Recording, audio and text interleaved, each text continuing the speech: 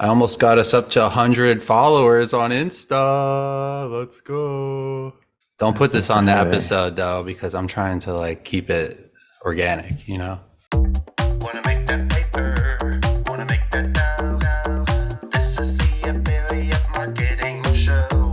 Wanna make that paper, wanna make that dough. This is the What's up, everybody? This is affiliate Josh marketing coming to you with another episode of the Affiliate Marketing Show. Make sure to like, follow, and subscribe to stay up to date on all the latest affiliate marketing news. OfferVault is your one-stop shop for all things affiliate marketing. Whether you're looking for different networks, advertisers, or offers, check out OfferVault.com. Per usual, we have the CEO and founder of Ringba, Adam Young, with us today, as well as marketing guru Harrison Gewirtz, and honestly, one of my best friends in the affiliate marketing world, Galel Fajardo. Every time we talk on the trade show floor, it's usually not about marketing at all. It's more about life It and is. personal beliefs. And he's a very wise man. He's also a life coach on top of being at one of the best Nutra networks in the space, SellHealth.com. Galel, that's quite an intro. I hope you live up to Buddy, it. What's up, I know. man? I was gonna say, man, that's like, could I have that for my children before they come in the door and start talking to me? Like that's a hell of an intro, buddy. If you ever call me a guru ever again, Josh, I'm flying to Ohio and breaking your fucking door No, down, that's okay? that's Oh, Adam. man. Adam said we gotta say something for Harrison. Do like internet legend, marketing guru. I'm like, all right, I'm cool. gonna I start say vomiting guru, on the that was you, podcast. Okay. Man. Speaking of All right, children, hold up, Josh. oh yeah, hold okay. hold up here for a second.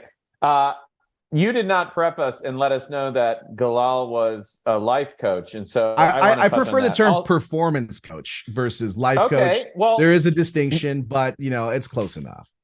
no doubt. Well, talk to me about that because I'm really interested in that and give you a little bit of background. I have two leadership coaches at Ringba, and we're a leadership organization. Our first most important value is to lead, right? And so we don't have managers, we don't have employees, we have team members and we have leaders. And I think there's a really important distinction there. And just this, in the last 6 months, I hired the leadership coaches, and we've already seen some great impact from that. And I'm a true believer in that model of personal growth will yield business growth. And if you can help your team members really grow themselves personally and professionally, like you will have, they'll grow your business for you. And so and I didn't know this about you. So I'm really excited about this. I'm completely derailing our fucking agenda. And so please, let's start there. I want to know, like, what are some of your clients like? What does that process look like? What are some of the results and impacts that you've had? Like, I want to unbox that whole thing. Sorry, guys. I need to unbox this whole thing. So Yeah. please. So in general, so I work a lot with solopreneurs. So solopreneur is somebody who works for themselves, right? And they're the chief cook and they're the bottle washer. They're the CEO and they're the janitor, right? They are a solopreneur, and sometimes, and they should, solopreneurs should have a team, right? So they should have assistants, the VAs that they work with, right? Affiliates, especially top affiliates.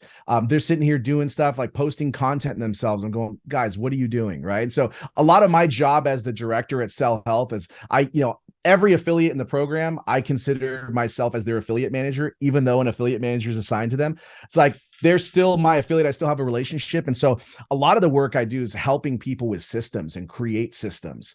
And it all comes back to when I was in a traditional business. I owned a mortgage company back in 2006, 2007, which anybody that remembers finance in 2007, 2008, the economy just took a giant dump. And I hit a really, really rough time in life during that stretch. No money, creditors coming after me, having to declare bankruptcy, losing the first house I ever bought my wife to foreclosure. It was a really, really rough place. And what affiliates don't often talk about out loud is that mental health is a serious thing. Like, mental health matters in general. And so I found myself in a place where I was feeling super anxious. I was battling depression. I was dealing with like some really tough stuff in between the ears. And I went, man, I got to get some help. And thankfully I got help. to kind of help turn the trajectory of where my life was heading. And so I got into psychology, I got into business books, I got into just trying to rewire the way that, my brain was functioning so I could be better as a marketer, as an affiliate, and as a dad, as a husband, etc. So ended up, I was things had gotten so bad I had to go get a job, right? That dreaded word, right? I had to go get a job, and I was the director of marketing for a group of online schools. So I was managing this like massive marketing budget. And it was great. I had 13 people that reported to me, which was very interesting to say the least. And I was sitting there in a meeting with the CEO, and he's asking me these like total bullshit questions about, things that were so irrelevant. And like this thought came in my head that just said, Galel, you are better than this. There is more to life than this. Like you could be helping so many more people than what's going on here. And so I told my wife, honey, I got this crazy idea. I want to become a like actual coach. Because at that point, Adam, people were buying me dinner. They were buying me lunch. They were like, can I pay you $100 for an hour of your time to like coach them and give them a coaching session? And Josh has experienced some of this on trade show floors as we've, traveled the world, and I've seen him in different places where we're like talking about life, right? And just talk about, how to streamline things, et cetera. And so came down to where I decided the best thing for me to do is to go get a master's in performance psychology. And it was rad because I got to work. So I graduated with the master's in performance psychology from National University with Navy SEALs, Olympians, professional athletes. I mean, just some elite people that I then got to coach and help them in their businesses, which was really awesome. So that kind of gives you like the big picture, Adam, as far as like how I got to where I was. Who I'm working with is a lot of solopreneurs. I've seen massive breakthroughs in doing it. So coaching works.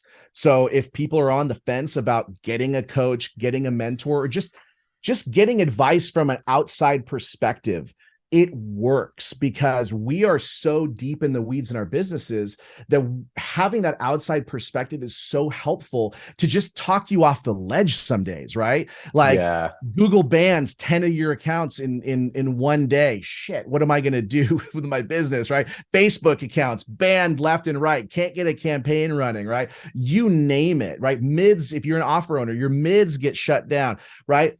All these types of things, you get hit with adversity or stuff's melting down in your personal life. Having somebody that can help you systematize things and then talk things through has been such a massive thing for myself, my business, my life, and in those in my coaching clients.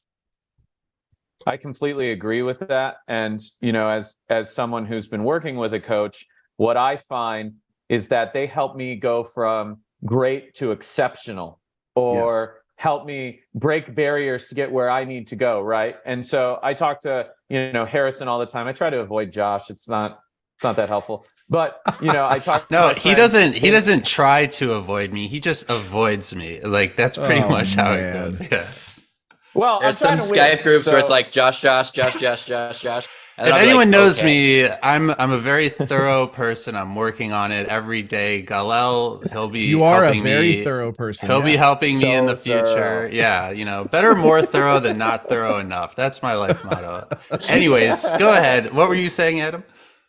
Well, I was just saying, when you're working on a project and you're so in depth into it and you want it to be exceptional and you have this drive to be better, you get blinded by all the things you're working on around you. And in that outside perspective is extremely helpful in sharpening your sword.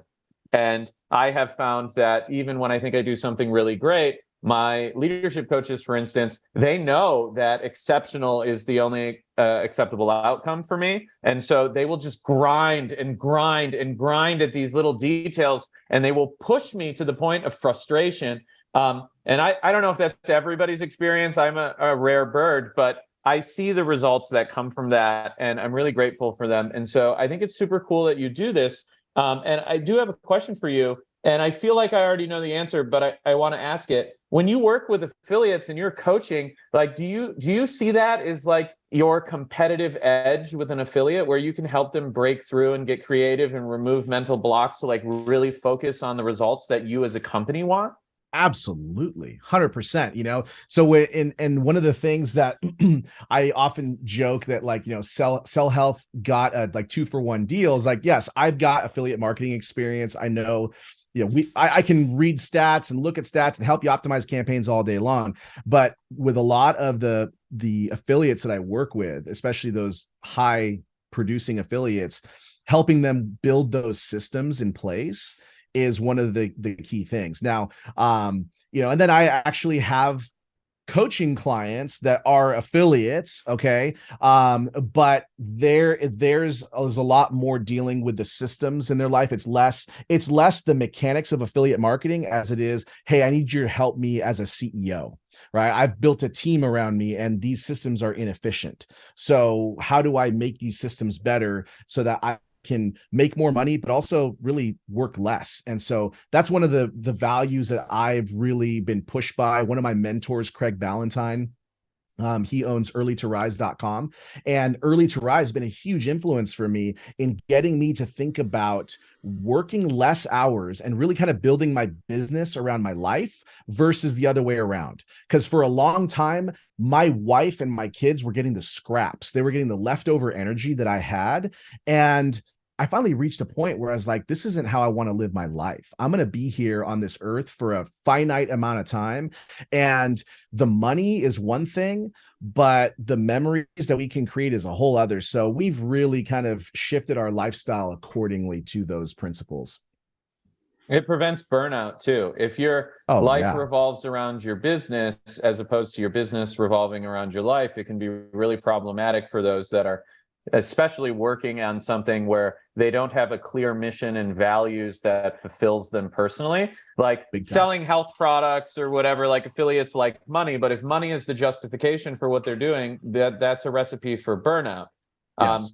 I think where I thought it was interesting when I realized that my mission and my values were my fulfillment, and filling that mission is fulfillment. And so now my life revolves around fulfilling that mission as opposed to fulfilling a business process. And so I have unlimited energy to give to that because it's like my personal mission. But as an affiliate, back when I used to run traffic like 15 years ago, it was different. You'd have a campaign collapse and you got to rebuild. And I'm like, great, I got to make like 480 million Facebook ads and like ruin my back and not leave my chair until I solve these marketing problems. And it's just a recipe for disaster and burnout if you don't really think through how you're investing your time in dealing with that stress. What would you say is the number one reoccurring theme for an affiliate that they're struggling with? Maybe not even on not the tactics stuff, but as a in general, it's optimization of their schedule.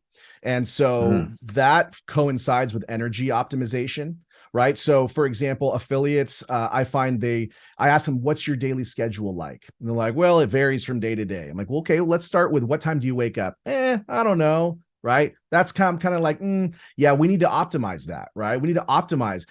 Do your best to wake up at the same time every single day. Make that a non-negotiable for you. That was something that was taught to me, making wake time non-negotiable, because then you can control those things that you can control. So time management is one of those things. I find affiliates spend too much time doing things they have no business doing, right? If an affiliate is making, $100,000 a year in income, just to pick a round number, right?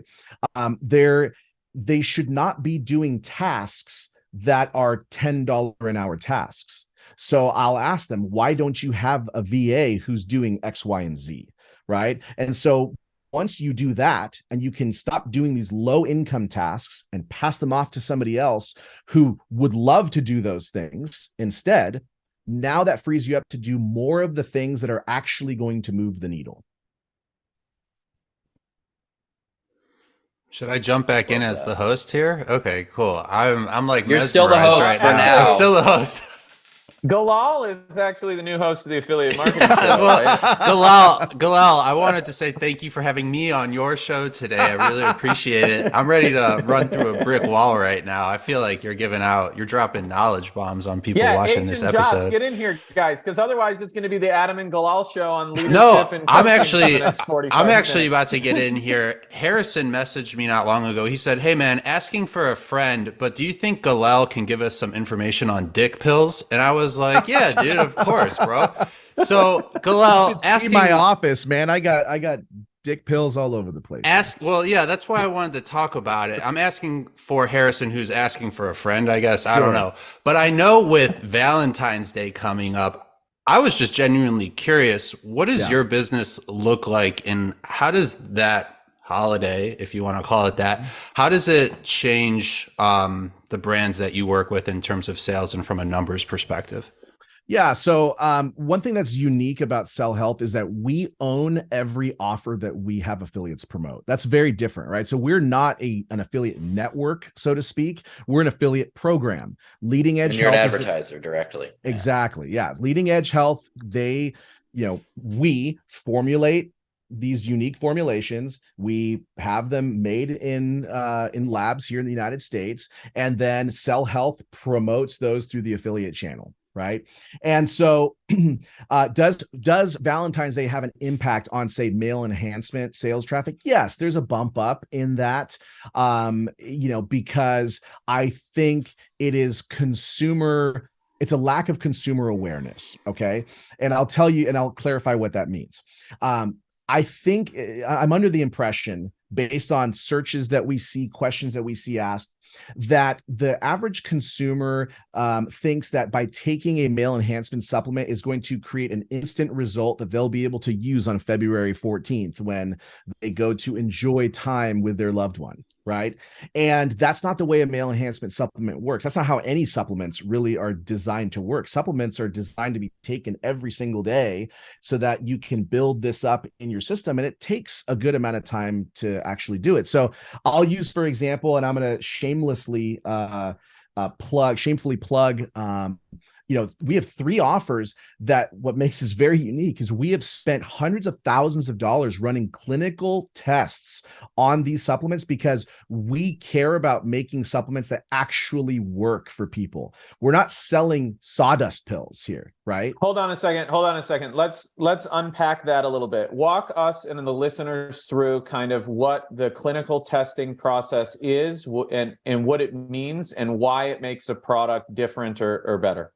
Sure. So in order to conduct a true clinical study, okay, there are certain requirements that have to go into a clinical study. So for example, one of the first things is your company or your product cannot have any contact with the participants whatsoever, right? This has to be done completely independently, because the purpose for us having these clinical studies done was number one, to really verify what we already knew based upon our experience, but really as a marketing tool. This is something that we put front and center, hey, this is clinically tested. Now, not all our products are clinically tested. We've invested the money on 3 of our products. Okay.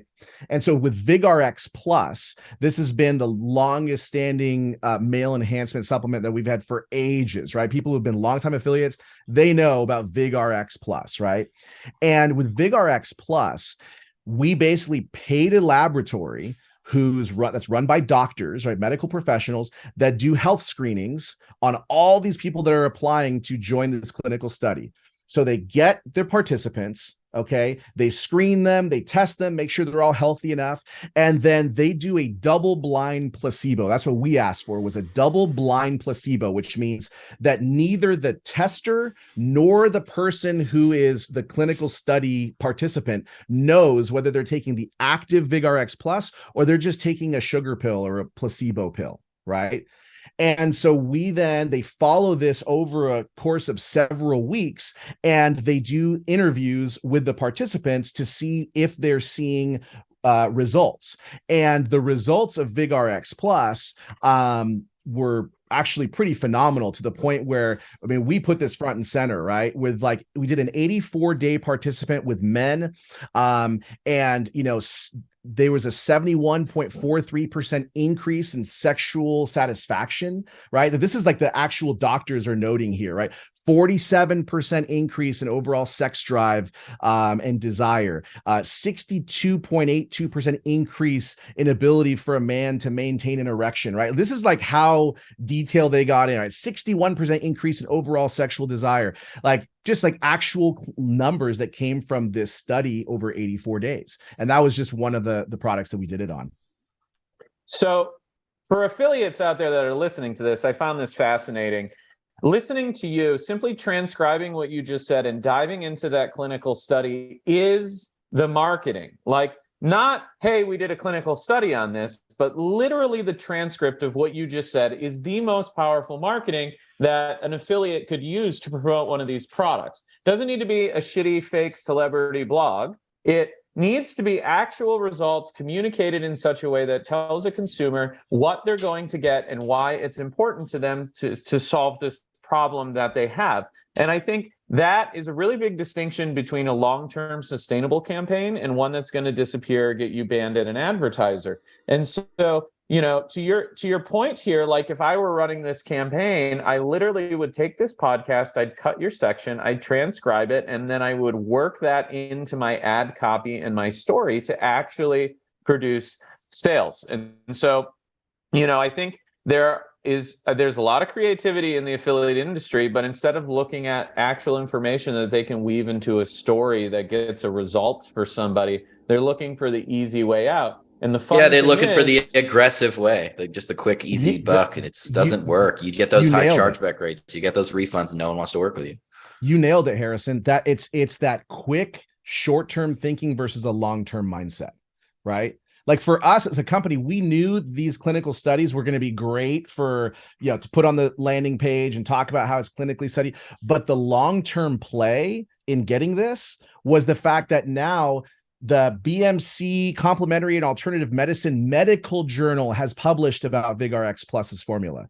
The Journal of Urology published our double-blind placebo study. The Natural Products Medical Journal posted about our study. So now we're saying not only has our study, did we do a study, but look at these reputable medical journals that have written about and published our study as well, right? Now you're creating this long-term asset versus, hey, we're going to be up and live. Our mids are going to get killed in 30 days and then we'll rebrand and get a new mid and start a new LLC. It's like, no, build a business, right? And I wish more affiliates thought that, Harrison, right? Where there was like all about building an asset, building an email database, right? Or something where you can build a community, a long-time database that you can keep marketing to people. Too many affiliates just lack the discipline to do that. And then they are not affiliates for very long, unfortunately. Or a three-letter agency. Right? 3-letter agency contacts you and it's like, oh, great. Now what? Right? Like you don't have to make medical claims when you can leverage stuff like this. When you said that, I thought you were going to go back to another EWA joke. I'll be honest, but then I get clicked. Man, I was like, come on. So I have a question, and it's kind of about I'll just call it the male enhancement space. I'll be PC here. But I guess you said you see a little uptick for this. Are there any other dates that you see that do cause, I guess, some seasonality around male enhancement? Yeah. So now I want to make clear. So SellHealth is not just male enhancement. So one of the things. Yeah, of course. And I have another question about all of it, but first, this is the male enhancement one. So for all across the board, we see an uptick in January, right? Because everybody's like, new year, new me. Right. We also see, during COVID, we had some of our best years because now people were at home and they were like, what else am I going to do? I'm here at home. Right. And so during COVID, we saw a huge uptick in male enhancement purchases and that like helped drastically increase our customer base because people were seeing it. Seeing our offer people were buying it. And then this is the key, folks, all you offer owners out there, getting people to rebuy your product. And so for us as a company, we reward our affiliates by paying out lifetime commissions on customers. And so when you have a product that actually works and people actually rebuy, you're getting more money in your pocket. So you want to not sell just for the quick buck. You want to sell for that long term. So Valentine's Day, there's an uptick. Going into the summertime, there's a little bit of an uptick. And then always, obviously, that like end of year, last couple weeks of December going into the beginning of January, there's a big push there as well. Yeah, the New Year's resolution kind of Yeah. boom. And then I guess that was kind of my other question. I was wondering if outside of like New Year's resolution or just New Year, New Me, whatever you want to call it, kind of seasonality, increase. Are there any other weird ones or unique ones? Because I know you have a ton of things. You have a ton of products. Yeah. Are there any like really unique ones that have like a quick boom or just curious. So it's not necessarily like there's one that's just like this like big time outlier, but I'll tell you some of that comes from my role as a director is I want to get affiliates to be thinking like marketers and to think about seasonality. And so it could be because we've made a push, but like in the springtime, we make a big push for like our testosterone and our HGH offers because I, want affiliates to be thinking about equipping people for that summer body, right? Hey, get people thinking about building that summer body, like start now, right? So start taking our test boosters, our HGH supplements. And again, these are supplements that help increase your naturally producing HGH. These aren't like testosterone injections. These aren't HGH injections. That would be illegal to sell. These are natural herbal supplements that help your body generate, the testosterone and HGH in your own body. So we try to make that push in the springtime. And in the fall, same thing. It's like, hey, you're going to be seeing people, for the holidays, let's get ahead of it. Right. And so we start to like make a push also in the fall as people get back to school, they get back from vacations. A lot of people are like, now sitting back in front of a computer. We see a little bump up in the fall as well, like after Labor Day. Sure. And we're going to move on to another topic, but I will say one of your products, and if you've never, if you know, is Semen Max. And I have a feeling you've seen the commercials, guys. Actually, we just talked about this at the show. We just talked about this at a recent show. I'm just saying, if you say you don't know what I'm talking about, you're full of shit. Semenax is one that definitely created a big buzz and continues to perform really well for us. Semenax is the other product that we did a clinical study on. So people will like talk to me and they're like be holding the bottle going, okay, hey, tell me, like we're not being recorded. Is this thing like, does it actually work? And I said, yes, it works. Look at the clinical study. And the clinical study results speak for themselves that show that it actually, for those of you that are listening and don't know, Semenax targeted for men and increases the amount of semen that is produced by a man. And so there's different angles to play there. I was trying to find the audio and I was just going to play it and be like, oh, my phone's ringing, but the banjo music. Yeah. So all credit for that goes to Ramon, who has done a great job at our company the last few years in helping us like go after these new channels. And so he was like kind of the mastermind behind that. And Derek Galel, our CEO, who I host the Affiliate Underground podcast with, Derek, it's hilarious hearing these stories of like Derek, like, holding, a camera overhead, or, then they did one where they had a laptop. I think it was Derek's laptop that the simulation of the shampoo that was used burned and killed this MacBook Air, right? Just like killed it for the commercial, but it was worth it because it brought in a lot of sales. There's just all kinds of great. We could do a whole podcast with those guys on stories on filming Semenax commercials in Canada. Well, I want to apologize to Dr. Janet for this next transition. But speaking of dick pills, Dr. Janet Woodcock, the FDA Deputy Commissioner, says there's not enough evidence to confirm CBD is safe for use in foods or as a dietary supplement. The FDA is calling upon Congress to kickstart the rulemaking process when it comes to CBD regulations in food and supplements, and apparently has been waiting on this since 2018. On the flip side, we have people like Sybil Swift, if that's how you pronounce Sybil, maybe, PhD, Chief Science Officer at CBD MD, calling BS on the FDA's FDA's rationale, who used to be an FDA official herself. She continues to say the FDA should hold itself as a leader in safety, but instead it is happy to lag behind other countries, which is obviously a direct shots fired quote by Sybil. So, Galel, I know you previously mentioned to me you guys don't do anything with CBD, but you know or work with a lot of people that do. So when it comes to Nutra, where is CBD in the space right now? And what's your take on the FDA calling upon Congress to kind of get their act together, if you want to call it that? So for the first time in a long time, like, this is some positive news to be coming out with regard to CBD. I'll tell you right now, our company is very conservative when it comes to the certain markets that we will go into. And so I have been pushing for quite a while to get us into the CBD space somehow. However, one thing is, like, people have got to realize, like, we've got fulfillment around the world, right? Like, we're about to open in the EU. We've got fulfillment in Hong Kong. We work with a lot of countries. We've got trademarks in a lot of places. And so with that comes a lot of regulatory stuff. And CBD is one of those gray areas. And so we have just, in order to kind of stay safe, we have kept away from CBD. If we can get Congress to put something and to codify a law that says, hey, like, CBD is not marijuana. It's, it is a completely different, it's made out of hemp. It's, it's legal, banking regulations, totally fine to take in CBD money, blah, blah, blah. Like, if it were codified like this for CBD food and supplements, I think we would be all in on it. And I mean, personally, I have seen CBD do some amazing things for people. I have family members that take it for sleep. My poor uncle passed away last year, but was diagnosed with stage 4 cancer all over his body.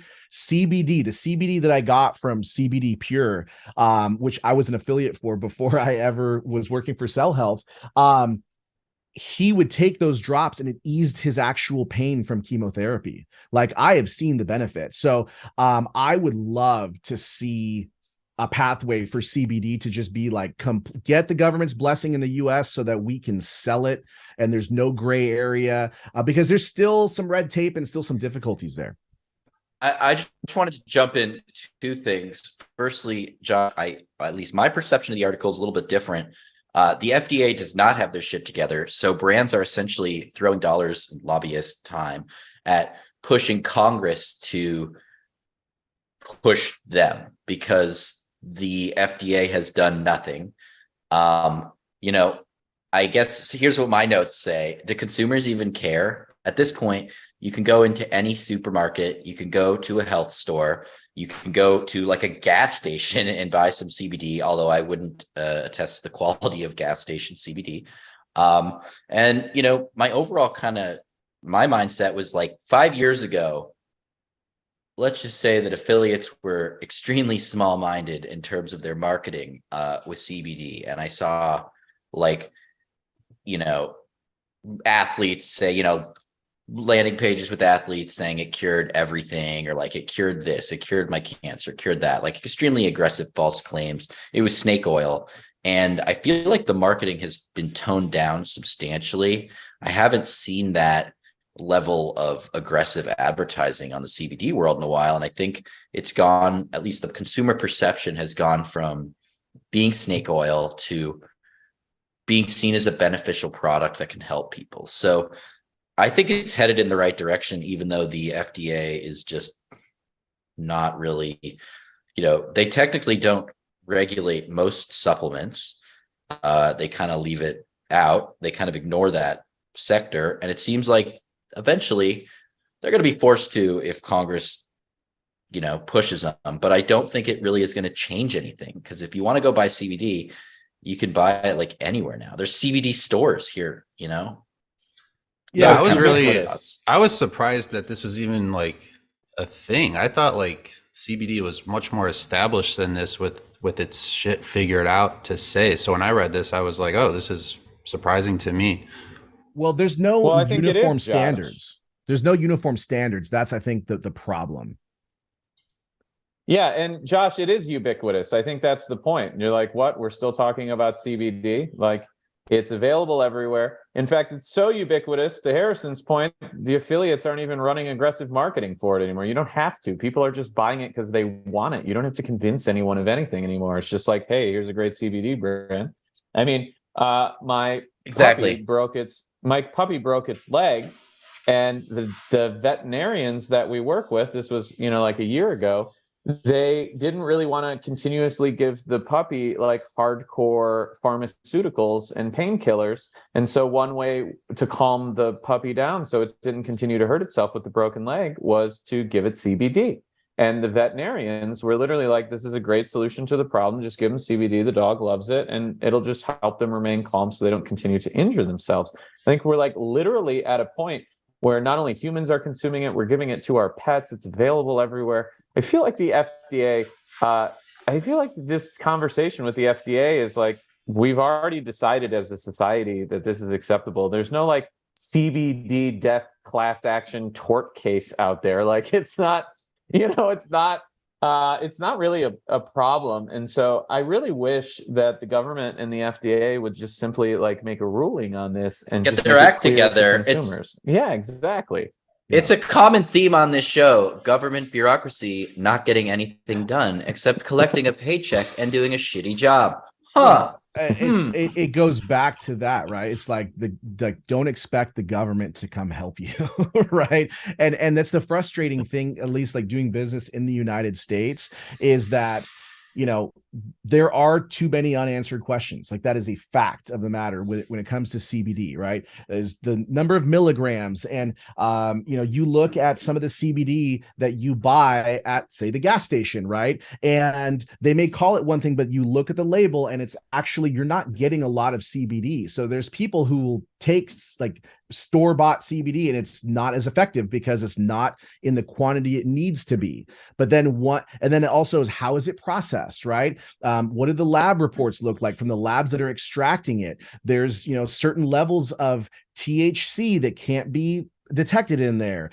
There's a lot of different steps. So if the FDA could tell Congress, like, hey, like, here's what we found, Congress, can you codify this into a law, make it across all 50 states that, hey, it's legal to sell as long as it meets this criteria, you're going to make hemp farmers across the nation happy. You're going to make brands happy. And quite frankly, you're going to be helping those consumers because Exactly. they're going to be buying actual quality products, right? Not this junk. If they actually wanted to help consumers, they would do just that. But it seems like they just want to make it hard and I guess I don't know where the revenue comes in, but come up with a way to charge people to do studies and this and that and get nowhere. It's a bummer because, like Adam said, this is mainstream. Like the vet, I was at a hotel a few months ago. I got a massage. They were like, would you like the CBD like cream? It's an upsell. It's everywhere. This isn't, and 10, 12 years ago, like you had to buy CBD at a dispensary. Right. Yeah. So it's come full circle. I think alcohol is the perfect example for this, or even cigarettes, right? Like I don't really love these two products. I'm not a drinker. I definitely don't smoke cigarettes. But the reality is they actually set a really good example and precedent for products like this, where alcohol manufacturers have to follow a certain process. They have certain regulations. They're licensed, and maybe it doesn't need to be as strict for CBD because it's not an impairment drug, but it's still a drug, right? Like it still has altering effects. And if they would just simply put out standards and requirements for production and minimums and marketing, like simple rules, just like alcohol. I mean, they're kind of a pain in the ass. It's not easy to get into that business, but consumers are protected, and then they're happy, and then they get a quality product. I mean, well, if you buy a case of Busch Light, I don't know if it's really a quality product, but you at least know what you're getting. And I think that's the reality that consumers want and the government wants. But for some reason, they completely missed the boat on these things. And the same goes for drugs too, like marijuana, right? Production standards, requirements, minimums, and then I think these laws are terrible, and the way they do it is terrible, because if they just provided simple guidelines, then business would thrive. They'd get more tax revenue. Like, they put standards in place, consumers would be protected, and they wouldn't have all this controversy. And so it just seems to me like a really draconian and silly process for all these types of products. It's just insanity. Damn, I just you're want to be able to sell it. I just Well, want to. you know what they say: if someone knocks on the door and says, "Hey, I'm here for the government. I'm here to help," just run. Run. So it's kind of What was it? Ronald Reagan's quote, right? The scariest words you can ever hear is, "Hi, I'm the government, and I'm here to help." Right? Yeah, okay, that's it. You corrected it exactly. That's real. Adam throwing shots at Bush Light. Sorry, Bush Light. You know, I'm sure you have some fans out there. Adam's not one of them.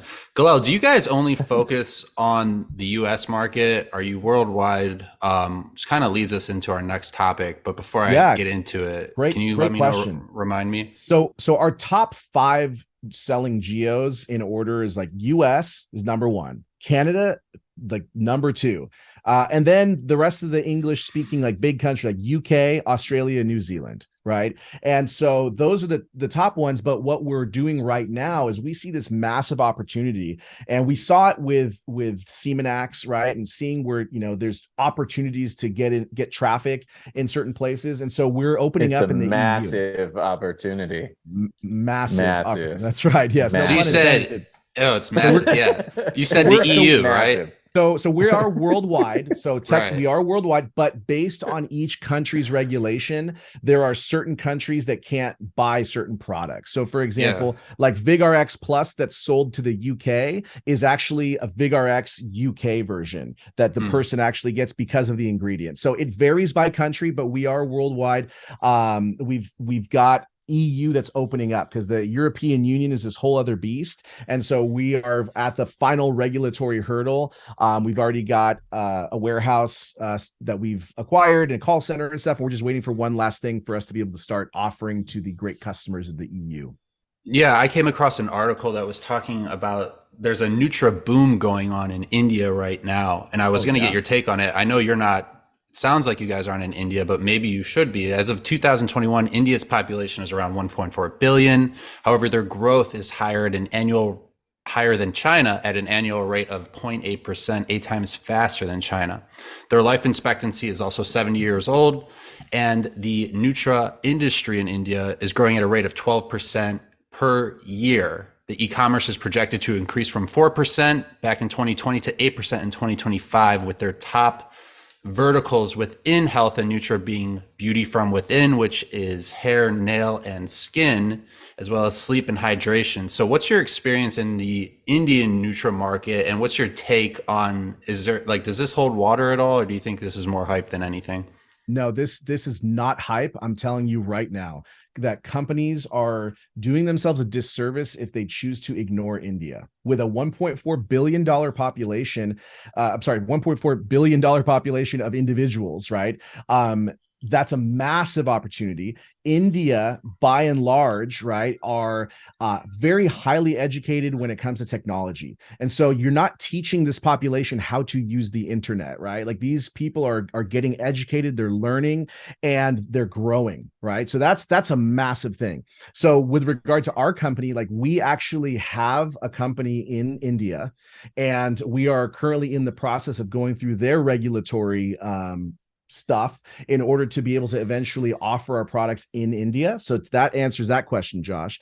But why India is experiencing a Nutra Boom? This is something I want everybody to think about. Okay, here in the U.S., right? All of us are here in the U.S., right?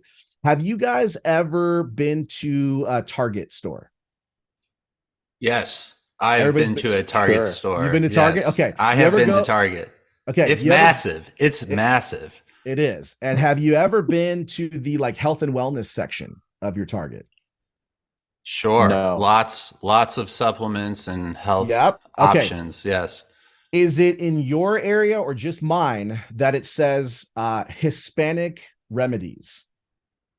You would have to tell me. I don't shop at Target that often, but I'll take your word for it. So here's the thing. In my Target, there's a section literally called Hispanic remedies or something like that, like literally targeting the Hispanic market. I live in Southern California. We have a high Latino population. I am Latino, so I'm one of them.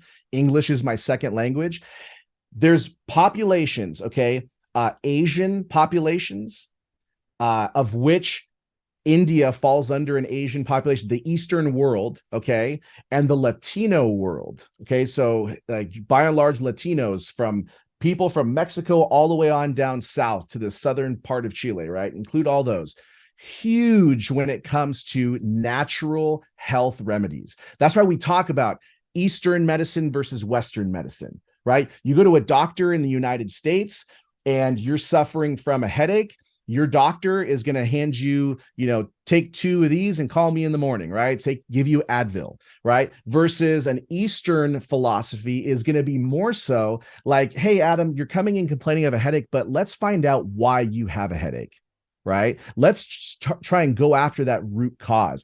And so Indians, they subscribe mainly to that Eastern medicine philosophy where they use herbs, they use ancient healing techniques that have been passed down from generations. Ayurvedic is the term, I believe. Hopefully I'm saying that correctly, right? You got it right. That's from India, right? And so utilizing these techniques, these natural remedies to help heal and help prevent illness, it is no wonder why they're experiencing this Nutra Boom, and why it's only going to continue as you get an aging population in India, but also a population of people that are wise to needing to do preventative maintenance on their health. What are some of the fulfillment and billing challenges related to India? I'm not super familiar with the market, but that was my question too. Yeah, actually. Yeah. And I was specifically going to ask, so you mentioned, are you guys doing anything in India yet, or is it on the roadmap? It's on the roadmap. So we actually have a corporate entity that is established in India, and we're working on the legal stuff. So there's a lot of stuff that we are currently doing as far as the groundwork, and we have a presence there. We have so many affiliates that come from India, so many affiliates, which is why I love the Dubai conference and I love the Bangkok conference, because it's relatively close for our Indian affiliates to come and visit us and see us at these shows. And so and why are there so many Indian affiliates? Because they've learned to use the internet at a young age. They've become highly technically educated, and they're well-versed on the internet. They can sell. And so they sell mainly to Americans. It will be even better for them when they can sell to their own population. So that's one thing. The other thing that's regarding our presence, right? The hurdles that exist is like anything else, right? When it comes to fulfillment, and it comes to billing, whenever you have a foreign billing, right, that's going to create havoc. That's going to create an issue. You're buying something from another country. People are going to there's going to be some issues there. And some countries are more COD only, right? And so, for example, we have found Italy, for example, they're not huge on credit cards. They're big on COD. So you've got to use a fulfillment that will be able to do COD, collect payment at the door, because people like to open the box, inspect it, see that it's there, and then they pay the delivery person, they pay the courier, right? So there's some of those challenges with other countries. In India specifically, India highly regulates their supplements. So we're finding that there are certain ingredients that we're having to answer for that's in certain supplements. And so you may need to reformulate your stuff to sell it to the Indian population. I was going to say, I think you're completely right in terms of the, health conscious mindset of Indian consumers, but less cool of a thought as to why there's such a boom or opportunity here has to do with payment methods, like Adam mentioned. I just literally checked an old Skype conversation I had with a friend that owns a hair product in India, a shampoo. He's an Indian gentleman that lives in Miami, but he offers there. And he said that he has grown his business with Amazon India, but before that, he was mostly doing COD, so cash on delivery type shipping. And so I believe another reason why there's such a growth opportunity here is because the payment method options have continued to evolve. Yeah. I am just guessing here, but if I'm an Indian consumer and I'm checking out on an e-commerce website right now, I have a feeling it's not like what we would see, which would be maybe PayPal and credit card options and maybe like 1 or 2 pay now later things, but like tons of payment methods that we could have never have imagined like exist, like paying with your phone or cash on delivery or things like that. And I think given the, wide reach and wide range of income, those kind of unique payment methods also really open up the doors to tons of consumers that maybe were great potential clients, but just didn't even have a way to pay 5 years ago, 10 years ago. So that was one thing that I thought, because the payment space, even in America, we're slowly moving in the right direction of modernization, but we're still like 5 to 10 years behind Europe. I mean, Klarna's now a thing in the United States, but they've been doing this in Europe for like 15 years. Yep. So that's just one example. I think you nailed that, Harrison. I could not agree with you more. Then that has been one of that's on our roadmap as we're looking, because we obviously want to be in every country, right? And as a Latino, I'm like, we got to get in Latin America. We got to go like Brazil, huge opportunities for Brazil. Man, Brazil is very tough. The issue with Brazil, right? It's you could sell and get your credit cards processed, but you can't get the money out, is what I've been told from friends that were advertised there. They have capital controls. Yep. And that, and also they have very strict regulations as to where products are manufactured. They want them manufactured in Brazil. So now you're having to work with companies that have labs in Brazil that are like certified, like sealed, like certified by the government. Yes, you can make these products. And that's a big barrier to entry, right? So there's different challenges in each geo, right? But I think you nailed it when it comes to these payment options. And, I think something for offer owners to be mindful of is thinking about your target market, right? And figuring out, am I offering the payment options that my target market is going to be comfortable with? Because I mean, we at SellHealth can have affiliates promote the heck out of our product, great product, this and that. But if it's not going to be, there's a payment method that's not going to be available that they're used to, you're going to have a hard time making that sale, right? And if I were an affiliate driving traffic to these international campaigns, and I have been before, one of the first things I do is get a local IP address through a proxy or something, pull the offer up, and then figure out which advertisers actually have the best local payment options and the most local payment options, because that's going to drastically affect the conversion rate. And if you're competing, most affiliates aren't going to take the time or go through the trouble to do that. And so if you have 20 offers to promote and you can find the one that has the best and most local payment options, it's going to be more likely to have the highest back-end conversion rate for you, regardless of the payout. And so one of the things that in America, the affiliates always look for, in my experience, is what is the payout, right? The payout isn't necessarily as important, especially in international markets, because the conversion rate is going to be way higher on certain offers, but they may have a lower CPA because it's COD and they have more fees, or the payment processor has 100% get your money back, like SEPA in Europe or something like that. And so just having a lower CPA isn't necessarily indicative of a less performing offer. In a lot of circumstances, it can be the highest performing offer because they're accommodating all these other different portions of the back end. So for affiliates, I really encourage you to learn about the local market, learn about the payment options in the market, and really do the due diligence on the advertisers you're working with to make sure that they have those local payment options. Otherwise, the offers just simply aren't going to convert as well. And there's a lot of Visa and MasterCard in India, but there's also a massive amount of people that don't have Visa and MasterCard. And so unless your advertisers have really gone through the process to get the local payment options, and a lot of times it's a pain in the ass, the offers just aren't going to convert as well.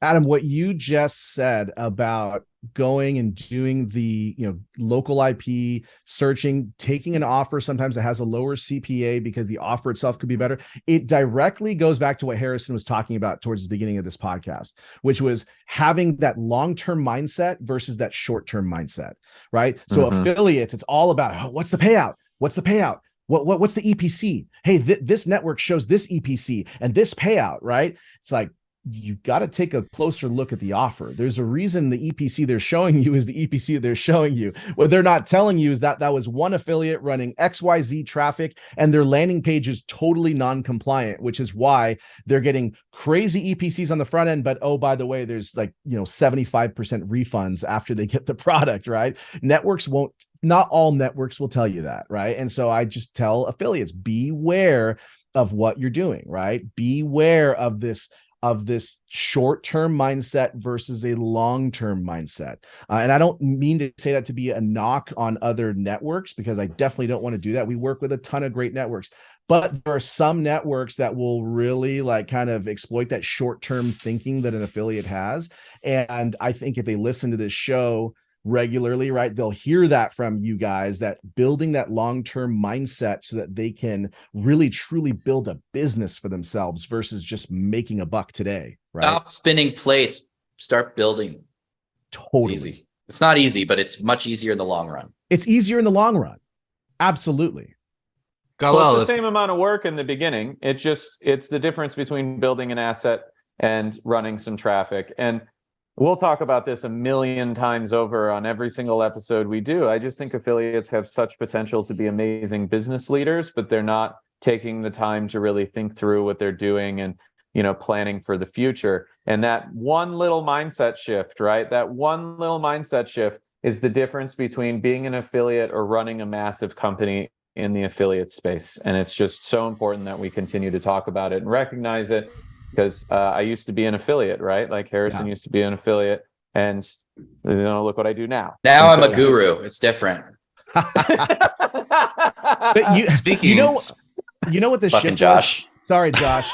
Sorry. Just one last one. The real shift for me happened when I embraced the mindset of a CEO. Instead of I'm just an affiliate marketer, no, I am CEO of Galel Fajardo Incorporated, right? And I am going to treat my business as if I'm a CEO. So I'm not going to like go play video games when I should be working. And I'm not going to do tasks that are $10 an hour tasks. I'm going to delegate to a VA who can handle that. And I'm going to stop doing these things so I can focus on these things, right? It's like that mindset shift for me made all the differences when I started actually attaining success as an affiliate. Sorry, Josh, I had to just throw that in there. Well, I think a good start to that, Galal, is, so back in the day, I was at Jason Akatiff's meetup in San Diego. I think it was 2014. And all these affiliates were there, and we're all sitting there listening to these presentations on how to run all sorts of offers. And then a gentleman gets up on stage, and I don't remember his name or his company, but he got up on stage and he said, listen, most people in this room make more money than I ever will, but you're all idiots. And I was like, wait, what? And he like got my attention. And he's like, literally, you're all idiots. He goes, I can't tell you how many times affiliates hit me up as a direct brand and say, hey, I want to run your offers. And then I try to find their website, or they're using a Gmail address, or their website is a splash page with a Lambo on it, or like just stupid shit. And they're not thinking about the perception of themselves in the marketplace. And this was like an epiphany moment for me. And I leaned forward into my laptop and I typed my domain name at the time, and I looked at my very horrible landing page that had no contact information. I had no LinkedIn, no anything. I was like, I'm too cool for any of this business shit. And so that moment, though, I realized that I'm never going to be able to work with a direct brand if I can't represent their brand in a way that they can get comfortable with. And so I think the first step for most affiliates to get that mindset shift is to go spend like $400, get a professionally designed website, write about who you are, what you do, have a real about page, get a real LinkedIn with your real face on it, a real company LinkedIn page, and a great email address, and like think about your mission and your values and your long-term plan, and like actually put together a real brand image for yourself, even if it's just Adam Young Inc., right? Like just do it for yourself, and then that will help you start to think more about the fact that you are building a business and a future for yourself, as opposed to like, I'm just going to run some traffic. And I really hope affiliates listening to this take some action, because that type of action changed my life. And so, it's just a super important thing. It's really great to hear that like we're aligned on this, Galal, Totally. but I think we're just old school. I think everyone old school thinks like this now, right? When you've been doing it this long, you've outgrown the Yeah. shitty quality traffic just to make a buck. Yes, you outgrow that, and then you start thinking like, man, I'm not going to be on this earth forever. I should probably build something that like lasts me for a little while, right? Or you just get tired of this like flash in the pan type stuff. And this is truly like, Adam, what you're saying is like, it's the difference between the affiliate that gets the exclusive, hard to get offer that's only available to like maybe 5 people, right? And those other affiliates are going, why not me? Why didn't I get that? Well, it's because there's a difference. Like if I go to our CEO and say, hey, if we had this exclusive offer, I already know who I'd offer it to. And it's because they are a nice, clean package. I can say, look at this affiliate A, B, and C, and we know who they are, right? They're not hiding behind anything. They're transparent with like their name and their company, and they have a nice professional profile. And that's the difference between getting accepted at a network or getting your application rejected by one of my affiliate managers. It's the difference between getting accepted to run an offer and not, right? And that can cost you millions of dollars, right? It's the little things. And to your point, that actually happened to me. So after that experience, I did change my image as an affiliate, and then a network that had an education offer actually gave me the sole affiliate exclusive on that offer. And I basically had a cruise control Google Ads campaign for 5 years after that just printed at like 70% margin doing lead gen. Like I didn't have to do anything. It was incredible. And it all came from this. It came from like, listen, we're dealing with all these affiliates. They always screw stuff up. We know Adam will follow the rules, communicate transparently, and like presents himself well in the marketplace. Like, why do we need to deal with these 15 people that are going to cause us problems when we can just give one person a strong payout, call his cell phone anytime we have an issue? He shows up to all the trade shows. He'll fly out to our office. Like, we're dealing with a business person, not an affiliate. And I didn't even ask for that. The brand offered it to me. And I was like, all right, whoa, like, really? Yes. I flew out to their office in Salt Lake, and the rest was history. And I don't know how much I made off of that, but it was a lot, like by any standard. And I literally set and forget for almost 5 years. It's truly incredible what a little bit of transparency can do for your business. And people, affiliates, they're scared that I'm going to be transparent. They're just going to steal my ads. They're going to copy my campaign. They're going to do this. They're going to burn me. My ads are too aggressive. They're not going to let me. If your ads are too aggressive, they're going to tell you, tone it down, and here's what you need to fix. And then you're going to keep running, keep printing.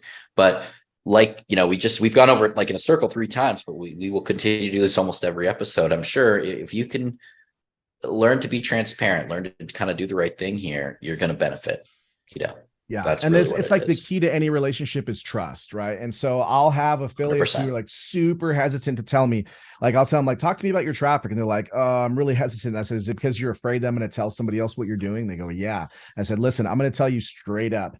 Everybody asks me what affiliates do. Affiliates will send me URLs of other sites and say, hey, I see they're running your offer. What are they doing? And I give everybody the same exact answer. My integrity matters everything to me, because that's really like all you have in business is your integrity.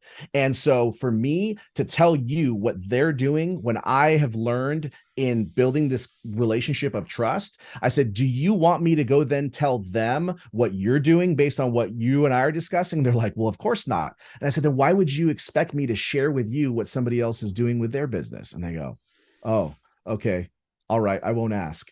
Right. And it's like, it's building that relationship of trust. And I never liked it when affiliate managers, when trying to build trust with me, because I maybe was ranking well because I was an SEO guy, right? I was ranking well for brands. I would have affiliate managers at other networks contact me saying, hey, I see you ranking here. Let me show you what this affiliate's doing. Maybe it will help you with our brand. And I'm like, why are you telling me their secret sauce? Like, that tells me I don't want to work with that network, right? It's this trust that's built and can be lost in the blink of an eye.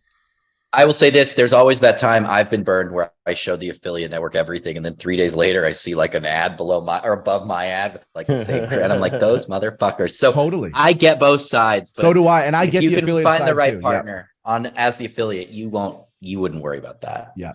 100%. Totally agree. It happens both ways, and I can't stand it, which is why my affiliate managers, like when they come on board, right? And I've basically like been able to kind of help redo SellHealth to kind of try to modernize certain things and processes. Is like, we do not share information.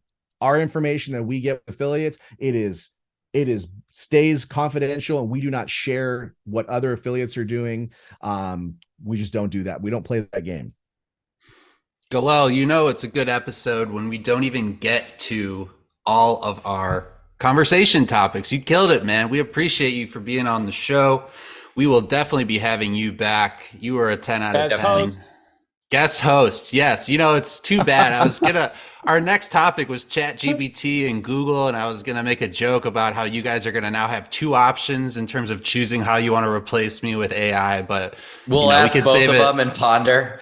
We could save it for another time. But Galel, for real, thanks for being on the show. We would love to have you back. For Josh from OfferVault.com, Adam from Ringba, Harrison, not a marketing guru, and Galel from SellHealth. Let's make that paper. Let's make that dough. This was the Affiliate Marketing Show. We will see you next week. Peace out. Affiliate Marketing Show. Wanna make that paper? Wanna make that dough? Ringba.